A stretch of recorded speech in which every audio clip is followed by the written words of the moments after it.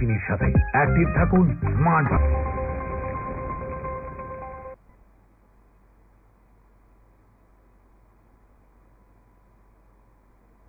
দিল্লি থেকে আগেই সুবার্তা দিয়েছিলেন রাজ্যের নাগরিকদের উদ্দেশ্যে মুখ্যমন্ত্রী ডাক্তার মানিক সাহা। সেদিক থেকে আরো এক ধাপ এগিয়ে কিন্তু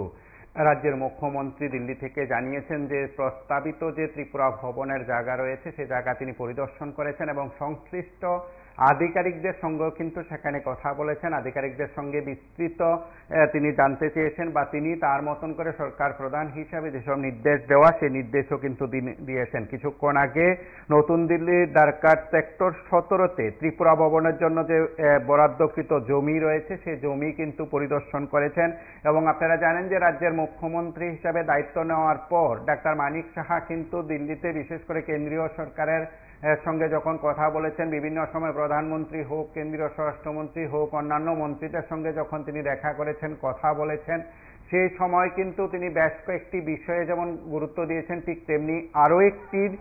ত্রিপুরা ভবন দরকার দেশের রাজধানীতে। সেই প্রস্তাব কিংবা দাবি কিন্তু রাজ্যের মুখ্যমন্ত্রী বিভিন্ন সময় রেখেছেন। সেদিক থেকে কিন্তু কেন্দ্রীয় সরকার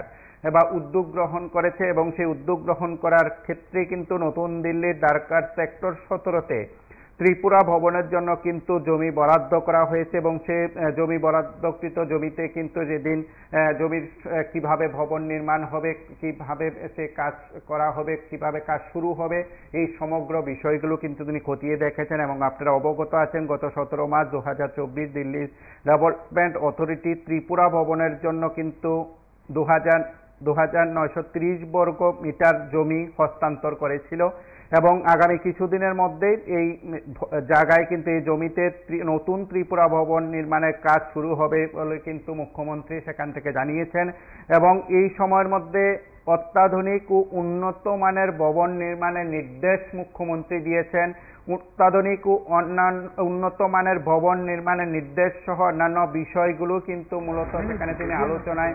গুরুত্ব দেন। সরেজমিনে সে জমি পরিদর্শন করেন ত্রিপুরা মুখ্যমন্ত্রী ডাক্তার মানিক সাহা এবং তিনি পদস্থ আধিকারিকদের সঙ্গে কিন্তু কথা বলেন। আমরা একেবারে সরাসরি সেই দৃশ্য দেখি যেখানে আধিকারিকদের সঙ্গে কথা বলছেন রাজ্যের মুখ্যমন্ত্রী এবং কি বলছেন আমরা একবার সরাসরি দেখি।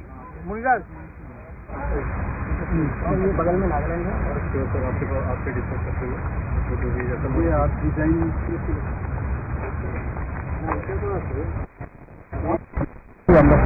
ऐसा उसके पीछे आता मच्छी बात है पौधा का पौधा है जैसे भी रोड है उधर से मुनिराज में नागालैंड है और आपसे डिस्कस करते हुए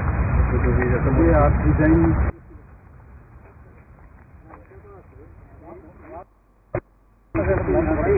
किलर तक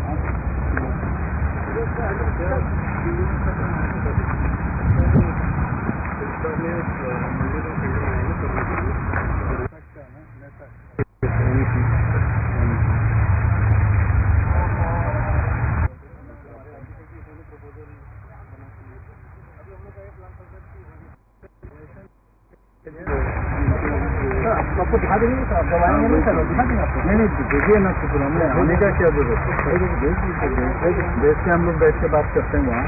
मेरा जो वार रूम है ना, वार रूम में बैठ के भी हम बस नहीं सर उसके पीछे आता है मच्छी बात है पौधा का पौधा है जैसे भी रोड है उधर से मुनिराज बगल में आपसे डिस्कस करते हुए जो भी जैसा ये आप डिजाइन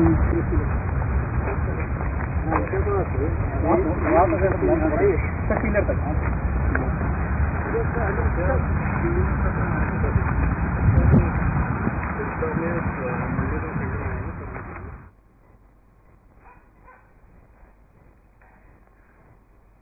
আপনারা দেখলেন সেখানে নয়াদিল্লিতে আরো একটি ত্রিপুরা ভবন হচ্ছে। সেদিক থেকে অত্যাধুনিক ও উন্নত মানের সেই ভবন নির্মাণের বিষয়ে সরেজমিনে জমি পরিদর্শন করলেন রাজ্যের মুখ্যমন্ত্রী এবং তিনি কিন্তু সংশ্লিষ্ট আধিকারিকদের সঙ্গে কথা বলেছেন এবং রাজ্যের নাগরিকদের উদ্দেশ্যে কিন্তু মুখ্যমন্ত্রীর মাধ্যমে সেখানে জানানো হয়েছে যে এই রাজ্যে যারা বিভিন্ন সময় আরো একটি ত্রিপুরা ভবনের দাবি করেছেন, বিশেষ করে দেশের রাজধানীতে, সেদিক থেকে কিন্তু সেই জমিতে কিন্তু ত্রিপুরা ভবন নির্মাণের কাজ খুব শীঘ্রই সেখানে শুরু হচ্ছে বলে কিন্তু মুখ্যমন্ত্রী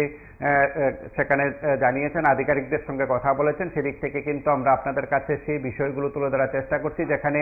আরও একটি ত্রিপুরা ভবন হতে চলেছে দেশের রাজধানীতে। সেদিক থেকে কিন্তু রাজ্যের নাগরিকদের যে দাবি, রাজ্যের নাগরিকদের যে চাহিদা, সেই পূরণে কিন্তু ডাক্তার মানিক সাহা সরকার উদ্যোগী হলো, কেন্দ্রীয় সরকার আগে থেকে উদ্যোগী হয়েছে। সেদিক থেকে কিন্তু এই সময়ে ত্রিপুরার নাগরিকদের কাছে কিন্তু আরও একটি সুখবর, সেখানে আরও একটি ত্রিপুরা ভবন হলে নিশ্চয়ই রাজ্যের নাগরিকরা সেখানে গিয়ে বাড়তি সুযোগ সুবিধা পাবেন। আপনারা সঙ্গে থাকুন, দেখতে থাকুন PB24।